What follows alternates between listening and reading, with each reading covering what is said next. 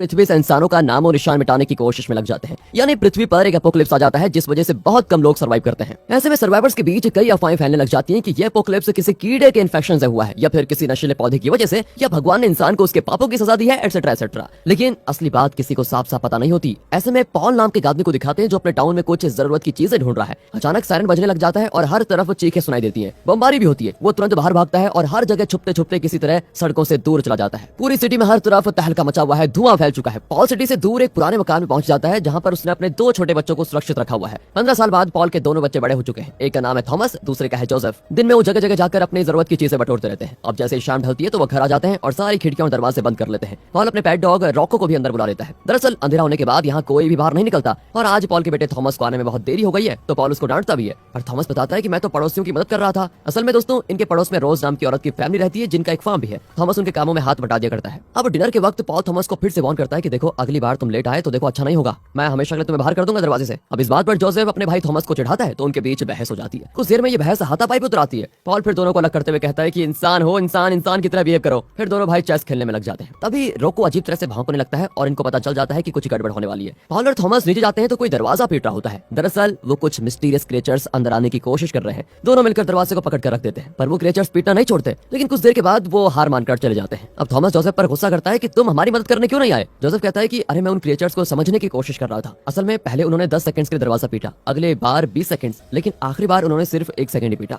वो बताता है कि पहली बार दरवाजा पीटकर वो टेस्ट करते हैं कि इसे तोड़ा जा सकता है या फिर नहीं। अगली बार वो असल में तोड़ने की कोशिश करते हैं और जब वो तोड़ नहीं पाते तो मायूस होकर आखिरी बार 1 सेकंड ही कोशिश करते हैं और फिर चिढ़कर चले जाते हैं। अब अगले दिन वो देखते हैं कि दरवाजे पर क्रिएचर्स के पंचों के निशान हैं और दरवाजा पूरी तरह डैमेज हो गया है। टूटी हुई जगहों को कवर करने के लिए वो कुछ लकड़ियां ढूंढ कर लेकर आ जाते हैं। थॉमस लकड़ी काटने लग जाता है। तभी पॉल देखता है कि जोसेफ कुछ और ही बनाने की कोशिश कर रहा है, लेकिन जोसेफ पॉल को कुछ नहीं बताता। पर जब पॉल उस पर जोर डालता है तब जाकर जोसेफ बताता है कि वो एक गाड़ी बनाने की कोशिश कर रहा है क्योंकि वो एक ही जगह पर इस तरह डर डर कर नहीं रहना चाहता। अपने बेटे की कोशिश को देखकर पॉल इंप्रेस हो जाता है और उस कार में कुछ चेंजेस करता है जिसकी वजह से कार चलने लग जाती है। अब पॉल अपने दोनों बेटों को कार ड्राइविंग सिखाता है। तीनों घूम फिर कर घर आते हैं तो पॉल कहता है खिड़कियां भी कमजोर हो गई हैं, इनको भी ठीक करना होगा। इसके लिए कुछ चीजों की जरूरत पड़ने वाली है जो नदी के पास खड़ी वो पुरानी शिप में मिल सकता है। लेकिन थॉमस अब वहां पर नहीं जाना चाहता क्योंकि वो रोज के फार्म में जाकर काम करना चाहता है। पॉल कहता है कि देखो थॉमस, लकड़ियां ज्यादा जरूरी है और मैं जोसेफ को अकेला नहीं भेज सकता, उसके साथ तुम्हारा भी जाना होगा। रास्ते में थॉमस जोसेफ से बहुत बहस करता है तो जोसेफ कहता है कि मुझे तुम्हारी प्रोटेक्शन की कोई जरूरत नहीं है, तुम जाओ यहाँ से। एंड थॉमस को और चाहिए क्या था, वो फार्म के पास ही उतर जाता है और जोसेफ अकेला ही नदी के पास चला जाता है। यहाँ पॉल दरवाजे को ठीक करके झरने के पास बैठकर मस्त स्मोक कर रहा होता है। तभी पत्थरों के बीच वो एक काला गड्ढा देखता है। दूसरी ओर जोसेफ नदी के पास जाता है और खुद को कार से बांधकर एक पुरानी शिप के अंदर उतरता है जहाँ पर शायद उसे कुछ जरूरी चीजें मिल जाएं। और अंदर एक लॉकर में उसको एक अश्लील पोस्टर मिलता है जिसको देखकर जोसेफ चौंक जाता है। अचानक कचरे के ढेर से हजारों कीड़े निकल आते हैं। किसी तरह उनसे बचकर वो बाहर निकल आता है। वहाँ थॉमस को दिखाते हैं तो वो रोज के फार्म पर काम करता है, लेकिन असल में उसका मकसद है रोज की बेटी चार्लेट से मिलना। थॉमस और चार्लेट को एक दूसरे पे अच्छा वाला क्रश है। दोनों फार्म में टहलने निकल जाते हैं। चार्लेट बताती है कि बचपन में मेरे पेरेंट्स मुझे बहुत दूर जाने से मना करते थे, लेकिन अब मैं आजाद होकर खेलना चाहती हूँ। उसने दोस्तों एक तरकीब निकाली है। वो खुद को एक पेड़ से बांध देती है ताकि वो कुछ दूर भाग भी सके और उसे पता भी हो कि वो अपने दायरे से बाहर नहीं जा रही। फिर जब थॉमस के जाने का वक्त आता है तो चार्लेट उदास होकर उसके सीने से लग जाती है। अब शाम ढलने लग जाती है तो थॉमस घर की ओर दौड़ लगाता है। वहाँ दिखाते हैं जोसेफ की गाड़ी स्टार्ट ही नहीं होती। वो घबराकर बार बार कोशिश करता है और आखिरकार स्टार्ट हो ही जाती है। थॉमस भी भागते भागते गलती से एक गड्ढे में गिर जाता है। इसी बीच जोसेफ थॉमस को पिकअप करने फार्म में आता है और वहाँ पर उसको ना पाकर वो खुद ही घर आ जाता है। फिर वो पॉल को बताता है कि थॉमस उसके साथ नहीं आना चाहता था और फार्म में उतर गया। अब पॉल उसे घर में बंद करके रोको को लेकर थॉमस को ढूंढने जाता है। गड्ढे में गिरा थॉमस अपना लाइटर जलाता है तो देखता है एक होल में कोई मिस्टीरियस क्रिएचर है जो उसकी ओर हाथ बढ़ा रहा है। वो अजीब आवाज निकालता है जिसे पॉल सुन लेता है। थॉमस भी अपना चाकू निकालकर उसे उस क्रिएचर के हाथ में गाड़ देता है जिस वजह से क्रिएचर अपना हाथ अंदर कर लेता है। पर इतने में एक और क्रिएचर ऊपर से थॉमस के सर को पकड़ लेता है। थॉमस सांस नहीं ले पाता पर एन वक्त पर पॉल आकर उस क्रिएचर को खींचकर मार डालता है। फिर पॉल और रोको एक टनल का पता लगाते हैं जिससे वो गड्ढे के अंदर पहुंच सके। पर इस वक्त अगर यहाँ से ये बच भी निकले तो जंगल के बीच से भागकर घर पहुंचना सेफ नहीं है। वो सुबह तक यहीं रुकने का फैसला करते हैं और गड्ढे के एंट्रेंस को ब्लॉक कर लेते हैं। उन्हें साथ ही साथ क्रिएचर्स की आवाजें भी सुनाई देती हैं जो होल से निकलकर गड्ढे की ओर आ रहे होते हैं। अब ये लोग अपने फ्लैट्स जलाकर रख देते हैं। तभी जमीन हिलने लग जाती है क्योंकि ये क्रिएचर्स अंडरग्राउंड में रहते हैं। वो क्रिएचर्स गड्ढे के एग्जिट को मिट्टी से बंद करके इन्हें अंदर ही ट्रैप करने की कोशिश कर रहे होते हैं।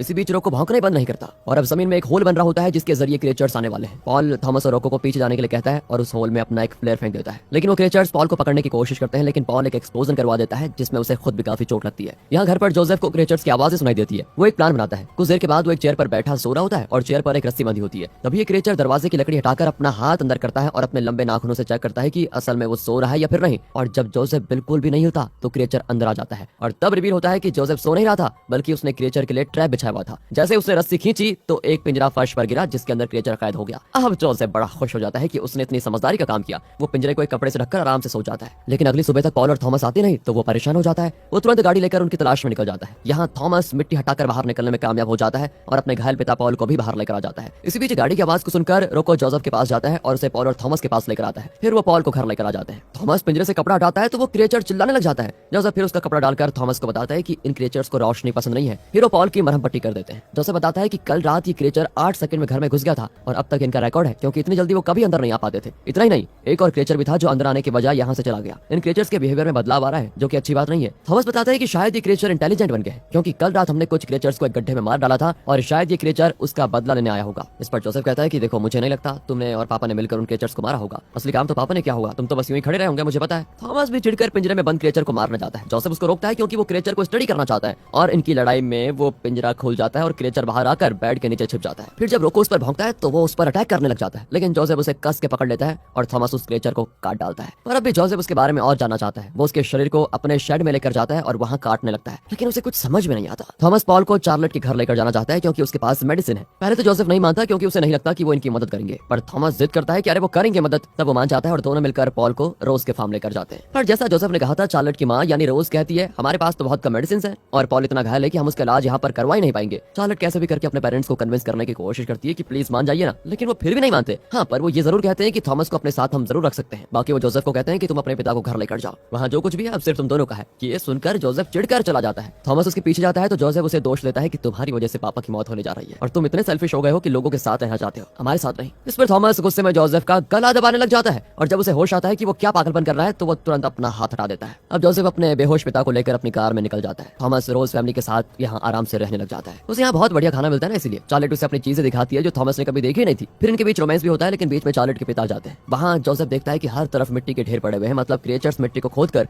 अंडरग्राउंड में रेंग रहे हैं। घर के पास भी मिट्टी को देखकर जोसेफ डर जाता है कि जरूर क्रिएचर्स घर के नीचे हैं। फिर वो पॉल को एक जगह लेटाकर अपने शेड में जाता है। वो कोई बढ़िया सा प्लान बनाता है और वहाँ से चीजें बटोरकर खिड़की और दरवाजे ब्लॉक करने लग जाता है। एक जगह वो कारपेट पर पैर रखता है तो अंदर गिर जाता है, मतलब क्रिएचर्स पहले से मकान में घुस चुके हैं। वहाँ चार्लेट थॉमस को किचन में कुछ ढूंढते हुए देख लेती है। दरअसल थॉमस को अब भी अपने पिता और जोसेफ की बहुत फिक्र है। वो चार्लेट से विनती करता है कि मुझे अपने पापा के लिए मेडिसिन चाहिए प्लीज। वो भी थॉमस को दे देती है। थॉमस उसको गले लगा लेता है और प्रॉमिस करता है कि मैं जरूर लौटूंगा। पर इतने में चार्लेट के पापा आ जाते हैं। थॉमस वहाँ से भागने लग जाता है, लेकिन बाहर फार्म में काम करने वाले लोग उस पर गन तान देते हैं कि तुमने घर में चोरी की है। थॉमस उसे समझाता है कि नहीं चोरी नहीं की है मैंने, ये मेडिसिन खुद चार्लेट ने मुझे दी है। पर वो विश्वास नहीं करता और अपने सारे आदमियों को बुला लेता है और सभी मिलकर थॉमस को एक जगह पर बांध देते हैं और तेज म्यूजिक बजाने लग जाते हैं ताकि किसी को पता ही न चले कि वो थॉमस के साथ क्या कर रहे हैं। वो थॉमस के पैर कस के पकड़ लेते हैं और एक आदमी उसे शूट करने वाला होता है, पर इतने में जमीन में गड्ढा बन जाता है और थॉमस उसके अंदर। इस तरह वो गोली से बच गया था। कुछ आदमी उसे ढूंढते हुए गड्ढे के अंदर जाते हैं और तब गड्ढे से क्रिएचर निकलकर बाहर आता है। अब आवाज को सुनकर चार्लेट के पिता एक कैंडल लेकर चेक करने जाते हैं कि अचानक एक क्रिएचर कमरे में घुसकर उस पर हमला कर देता है। कैंडल नीचे गिर जाती है जिससे कमरे में आग लग जाती है। अब क्रिएचर चार्लेट के पिता को छोड़कर चार्लेट की मां पर हमला कर देता है, लेकिन पिता क्रिएचर को पकड़कर खींच लेते हैं और चार्लेट की मां चार्लेट को ढूंढने के लिए भागती है। पर इतने में क्रिएचर उस पर हमला कर देता है। वो एक जहरीला पदार्थ उस पर उल्टी कर देता है। जब ये डरावनी आवाजें बंद हो जाती है तब चार्लेट अपने कमरे से बाहर निकलती है। वहाँ क्रिएचर्स के हाथों अपने पेरेंट्स की घिनौनी मौत को देखकर वो चीखने लगती है। दूसरी ओर फार्म के आदमियों पर क्रिएचर्स हमला कर देते हैं। वो क्रिएचर्स का सामना करते हैं, लेकिन एक एक करके खुद मारे जाते हैं। कुछ लोग बचकर भागते हैं, लेकिन जमीन के अंदर से और भी ज्यादा क्रिएचर्स निकलकर उनका काम ही खत्म कर देते हैं। उस जगह पे आग लग जाती है, जिसके दौरान थॉमस खुद को आजाद करने में सफल हो जाता है। पर प्रॉब्लम यह होती है कि एक क्रिएचर उसको देख लेता है। अब इससे पहले वो थॉमस पर हमला करता, चार्लेट उसे शूट कर देती है, लेकिन अब चार्लेट का घर जल चुका था और उसके पेरेंट्स भी नहीं बचे, जिस वजह से वो थॉमस के घर के लिए निकल जाते हैं। वहाँ जोसेफ को दिखाते हैं तो उस गड्ढे में फर्नीचर दबा देता है वो। फिर अपने पिता के माथे को चुमकर वो इनसे लड़ने की तैयारी करता है। इतने में थॉमस और चार्लेट वहाँ पर पहुंच जाते हैं। जोसेफ भी उन्हें अंदर ले लेता है क्योंकि उसे भी इनकी मदद की जरूरत पड़ेगी। वो पॉल को मेडिसिन देते हैं तो वो कहता है कुछ भी हो जाए इन क्रिएचर से लड़ना बंद मत करना बेटा। अब जोसेफ इन्हें अपना प्लान समझाता है। वो शायद से सारे फ्यूल कैन इकट्ठा कर देते हैं। इसी बीच रोको भौंककर इन्हें अलर्ट करता है कि खतरा पास आ रहा है। फिर वो एक पुराना फ्रीजर घर के अंदर लेकर आ जाते हैं। थॉमस और चार्लेट हर खिड़की पर लकड़ी लगाकर कील ठोक देते हैं ताकि वो मजबूत रहे। जोसेफ फर्नीचर के ढेर पर पेट्रोल डाल देता है। उस पर वो कुछ एक्सप्लोजिव लगा देता है जो शेड में उसको मिले थे